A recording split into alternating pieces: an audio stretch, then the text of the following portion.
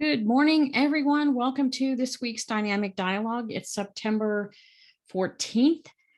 We had a little bit of a break from last month since we had an extra Tuesday in there, but welcome everyone. Thanks for coming back. We're going to talk about non-compliance and we're going to talk about compliance today.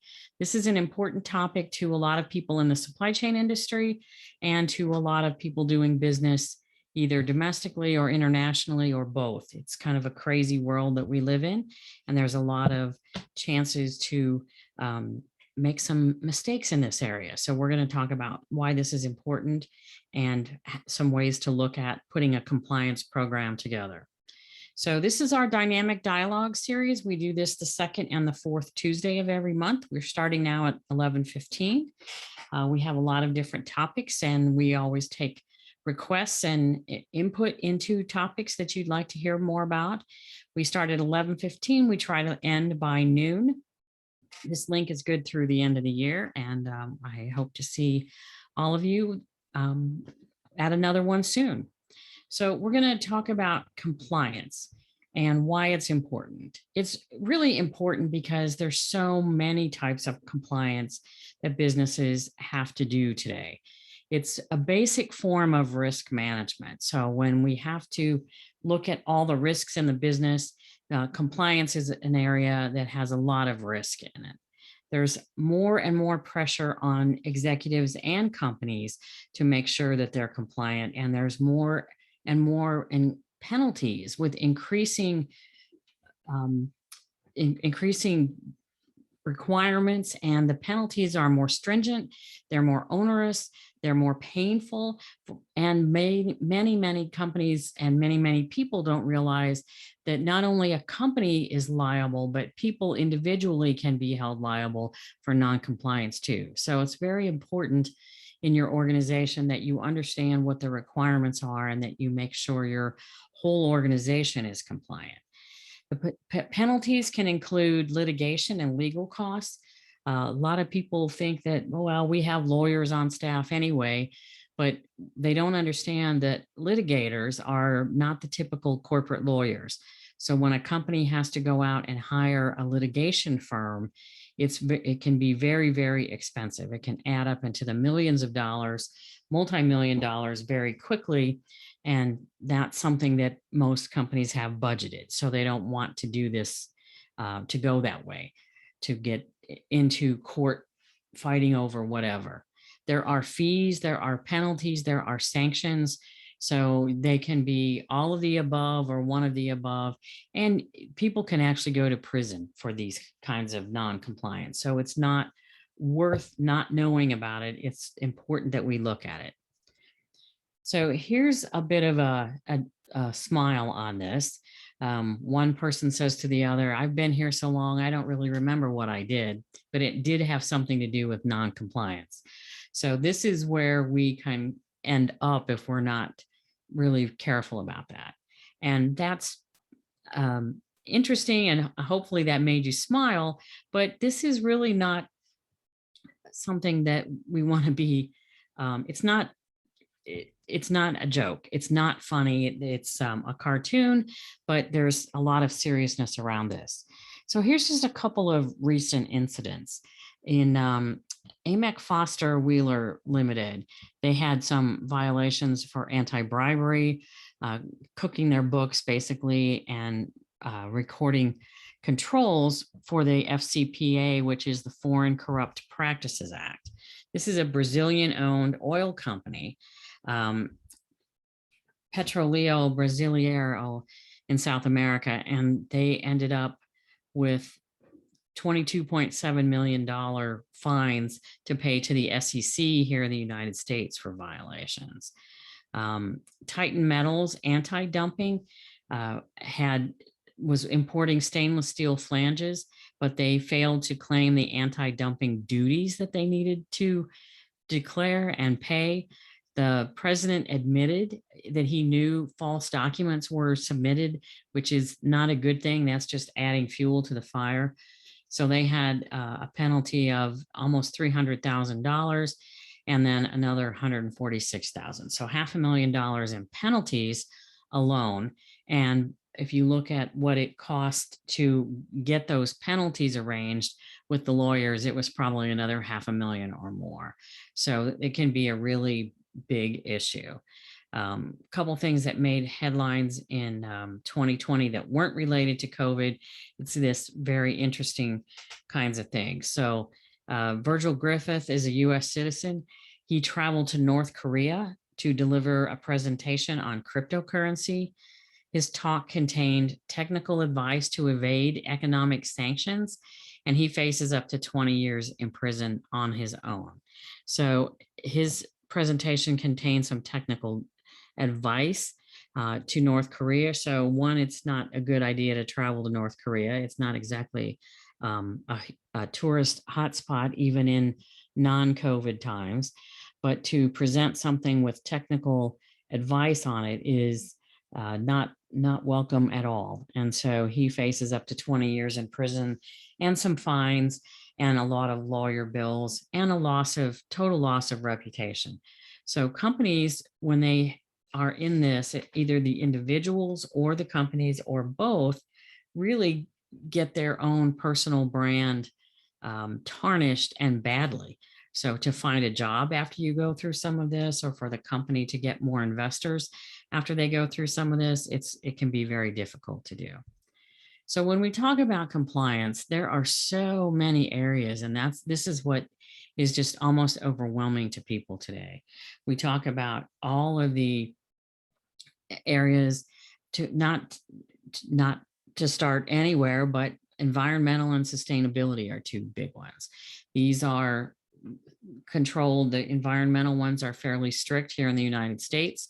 Sustainability is more policy than law or mandates. But these are two areas where investors and consumers are looking very heavily at companies to say, what do you do about environmental issues and sustainability?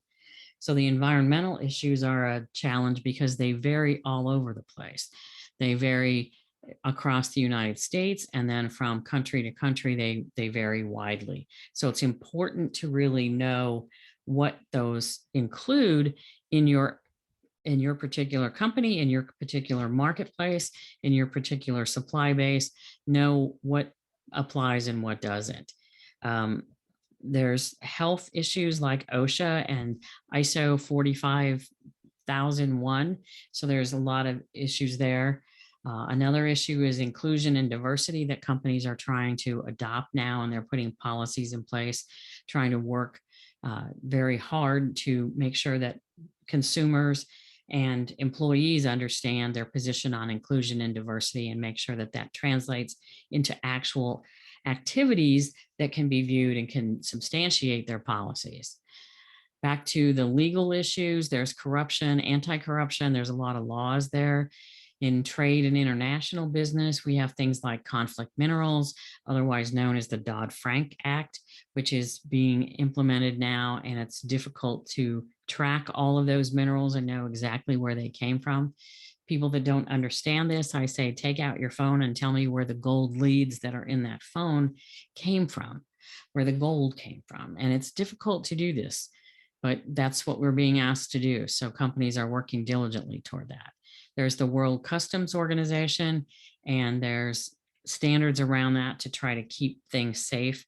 There's anti-slavery acts in this area. There's so many different things to do with customs, and the CTPAT, which is the Customs Trade Partnership Against Terrorism. Then there's bribery, which goes on in various countries, and there's a lot of issues every year with companies getting fined and managers, executives getting losing their job or going to jail for bribery type things. So then there's the AE, the SAFE organization, which is the authorized economic operator in there. So, and then there's products. We always hear about children's products that have been recalled because there are small parts there that a child choked on or was hurt on. Not only children's products, but pet products as well. We've seen a lot of recalls on that, and a lot of issues with contamination in dog food and pet food from, especially when it's imported from other countries.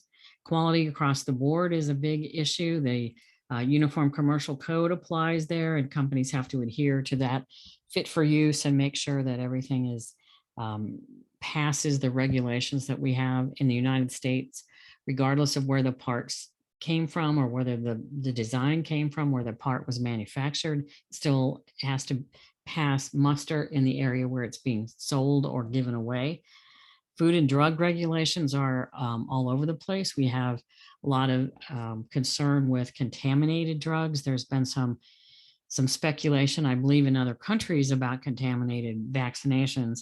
I haven't seen any of that here, but we have the Pfizer drug that's fully approved here from the FDA. The Moderna and the Johnson & Johnson, excuse me, are not, but they are close behind that. But there's so many other drugs that we take all day, every day, that need to be regulated and controlled. I mentioned the fit for use and then the Consumer Product Safety Act. All of these things are just partial lists of what we need to look at. We're looking at business practices, trade, labor laws, cybersecurity we hear about. Another area, human rights, has a lot of different areas. The labor employment laws, again, that includes some of the diversity and inclusion, but it also includes anti-slavery and child labor. Work week restrictions, right now we're looking at a lot of different areas because of COVID and how we're going to handle that in the workplace. There are issues around sexual harassment and codes of conduct, working contract workers. Here in California, we have the law AB5, which has a lot to do with what kinds of contractors you can employ and when you have to have a W-2 employee. So there are a lot of things in this health and safety, and then human rights, technology, the internet, which everyone requires to do anything. And with all of us working at home, that's been a big issue, but we have to make sure our internet is safe because cybersecurity is a continuing issue. Ransomware, hacking. We remember just a couple months ago, a company in the southeast that was attacked, and they were held hostage for payment of money, and I think it was like a $5 million bill or so or more, that they wanted to turn that information back over and turn that system back on. So we're hearing a lot about those kinds of things, and there's potential everywhere for companies because so many companies do so much virtually and working from home in the last year and a half. Privacy, we know the General Data Protection Regulation, also known as GDPR. Social media, there's issues around privacy there. What can you post? What can you not post? Who can see it? And how that's going to work.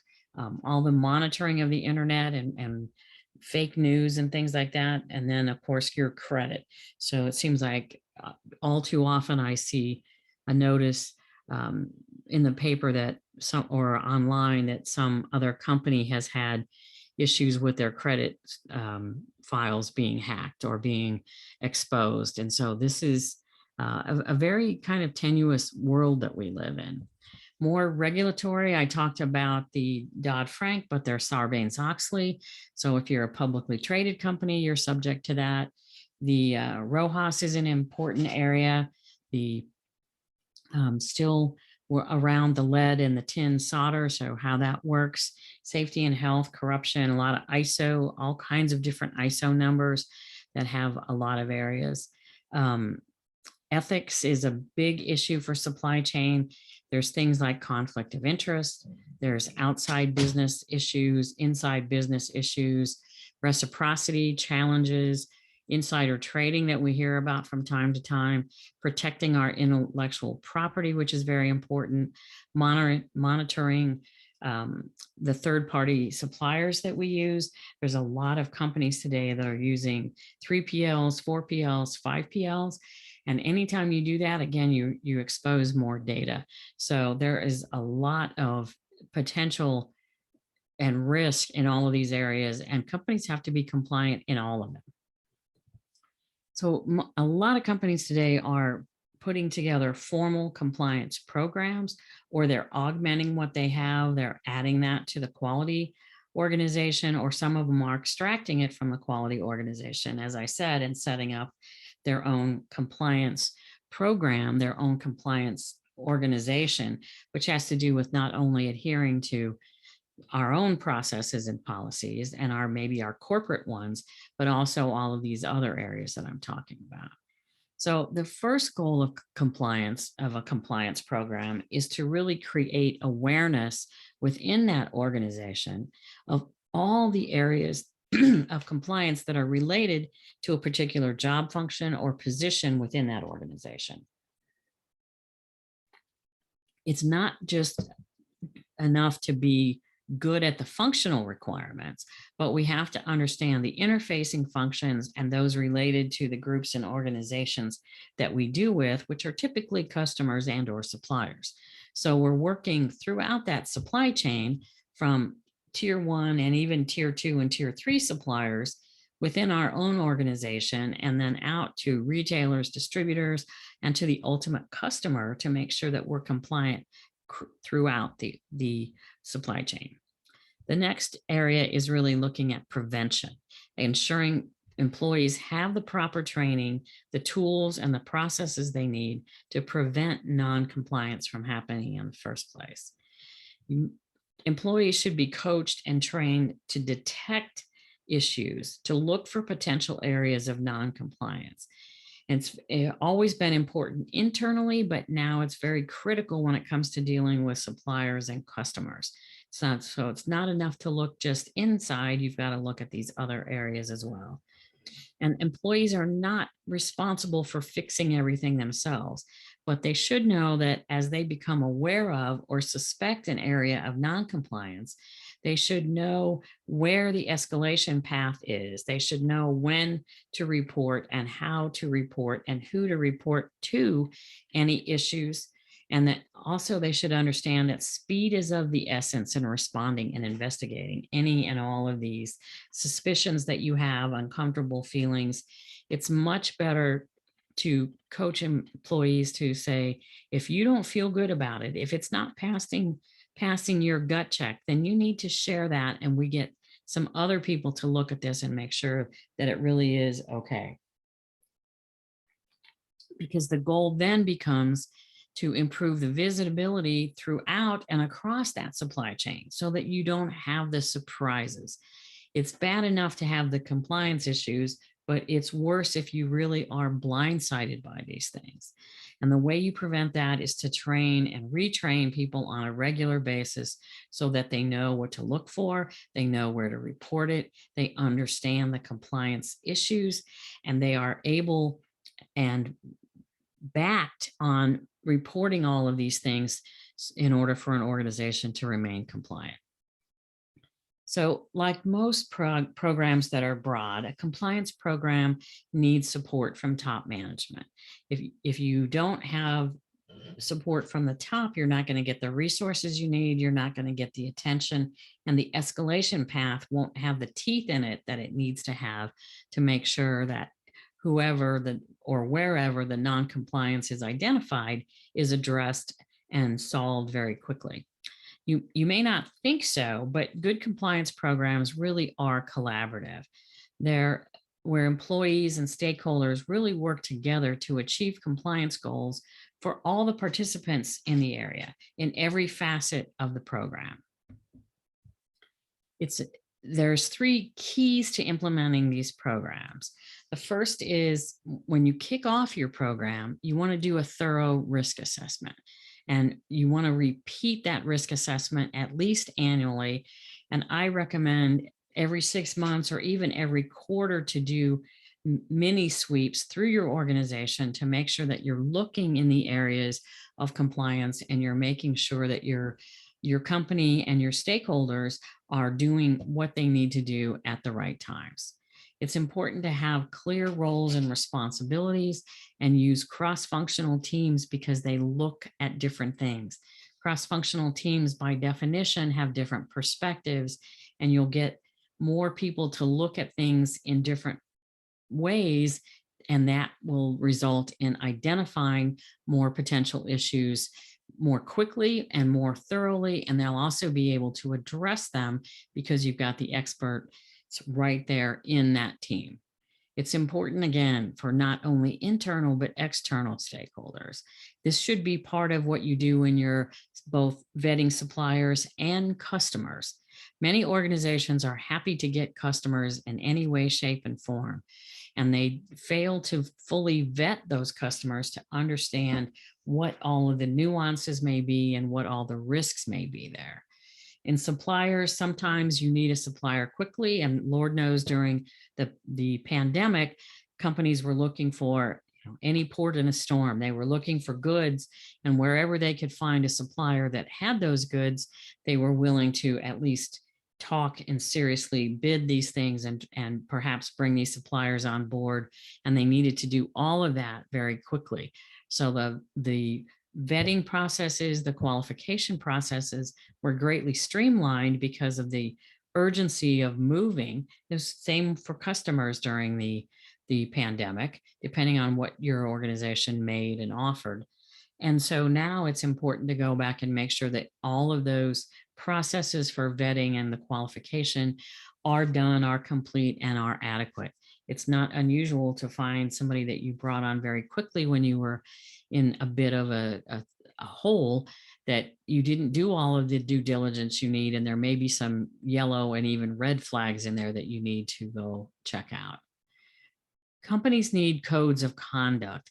This is not something just for show, and it's not all about wearing ties or not wearing jeans. The code of conduct is really how we do business internally with our internal stakeholders, and then how we do business externally.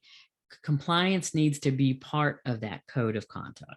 If yours doesn't have that, it needs to be revised, and that clearly needs to be spelled out, the areas of compliance that are of most importance to your organization. Same way with supplier codes of conduct. It's important that you ask for your suppliers, do you have a code of conduct, and does it include compliance and adherence to not only laws and regulations, but policies and procedures as well? And understand what their initiatives are, their values are, and that they are adhering to those as well.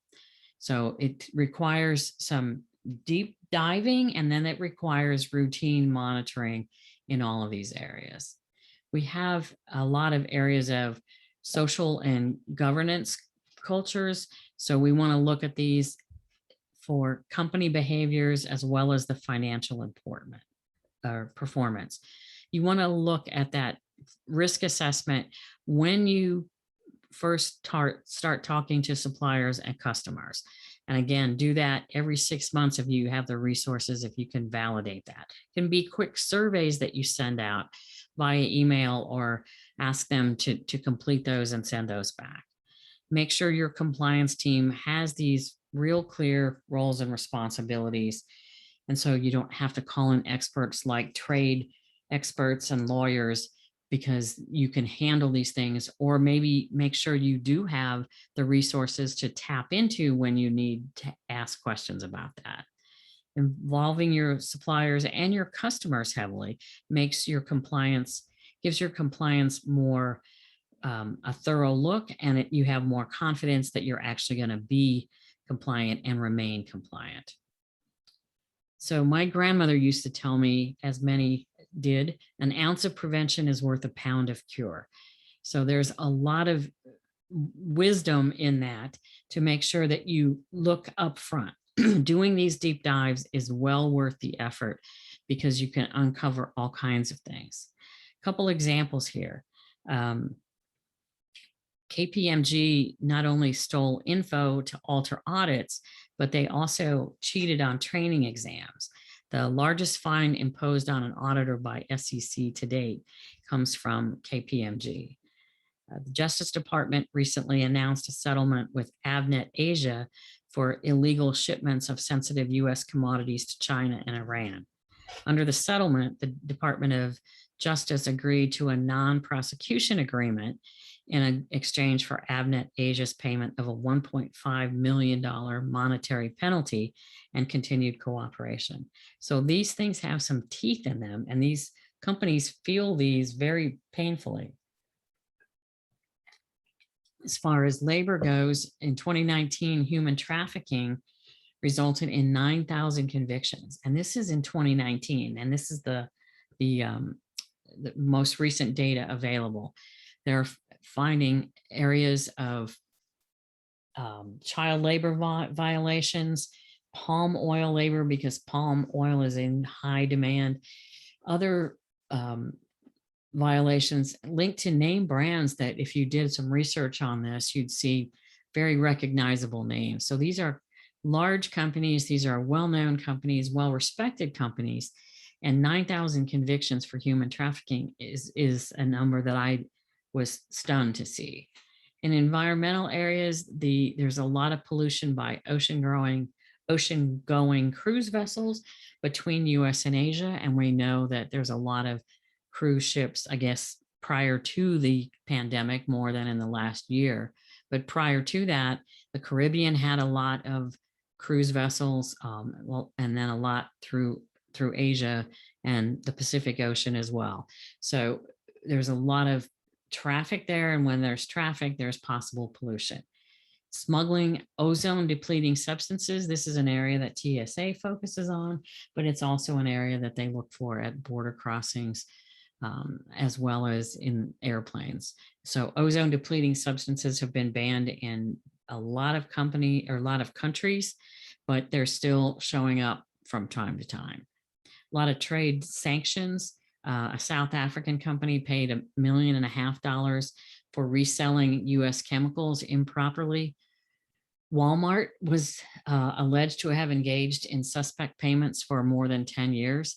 They're going to pay $282 million to settle these charges of violating the Foreign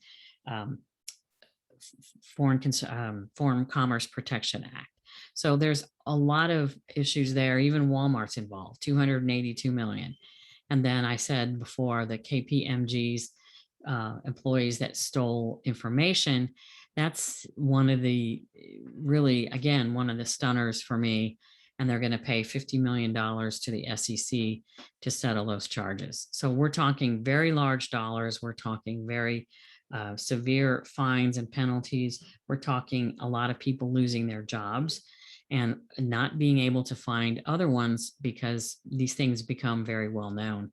If your company may not be able to disclose a lot of things about misconduct, but if you see your name in the paper and if background checks do Googles about who was sued for what or who was accused of whatever, and you see these names, then you're not going to pass background checks and you're not going to be able to find good jobs. So there's a better way to really look at compliance and make sure that you don't get these surprises and you don't feel that pain. If you're looking for things, you're more likely to find them, and you want to make sure that your whole team is always looking, always on the alert, always aware. Again, compliance programs start with awareness, aware of what is important to your company, what are the challenges, and what they can do if they see anything that looks suspect. To stay on top of these requirements, you've got to make sure that not just your company and your current location, but look at compliance across your customers, potential customers, and be aware of those.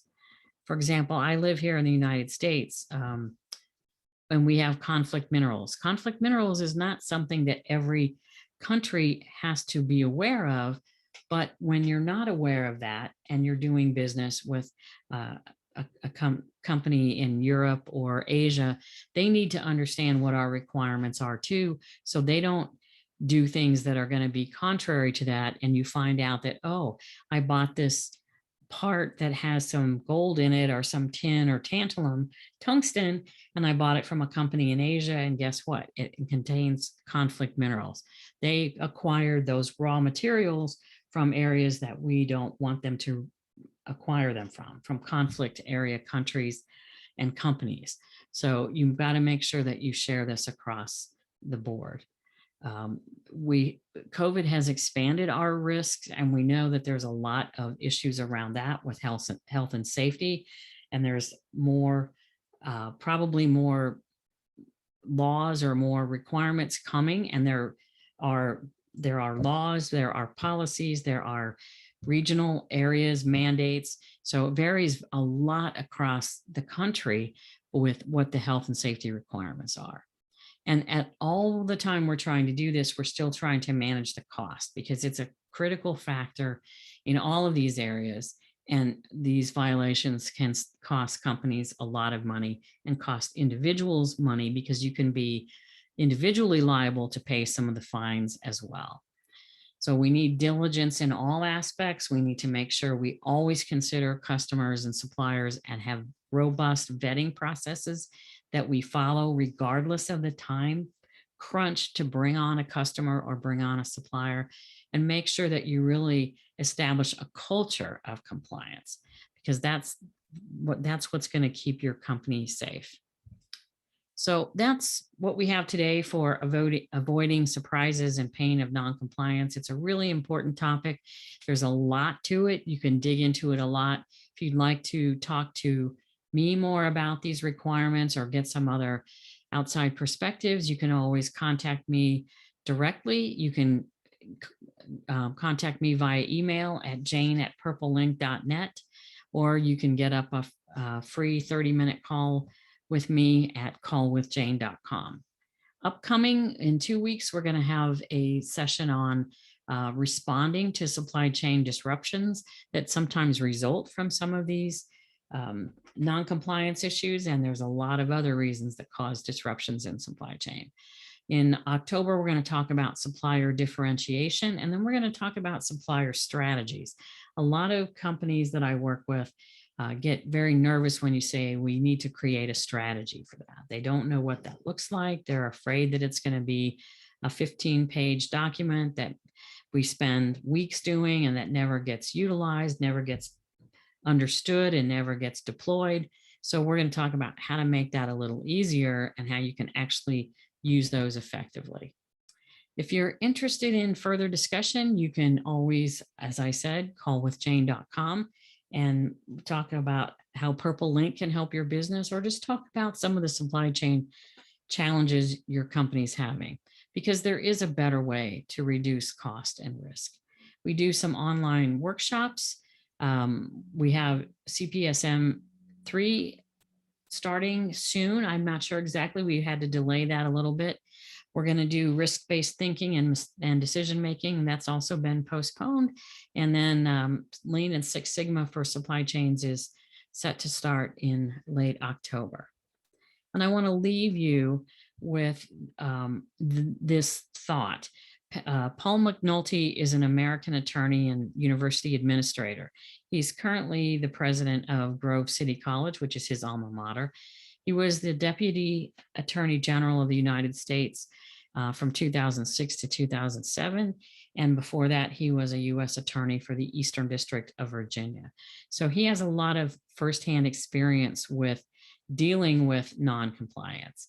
And his wise words are, if you think compliance is expensive, try non-compliance, which I think none of us want to try. So the compliance is worth the effort. It's worth the time. It's worth the resources. It's one of those things that you cannot avoid as a company. And if you do, then it will probably come back to haunt you. So make sure that you put good resources into it, adequate time to do it thoroughly, and that you increase the awareness of your organization to help create that culture that will sustain good compliance processes. So that's what I have for you today. I'm going to stop that, but I'll take questions.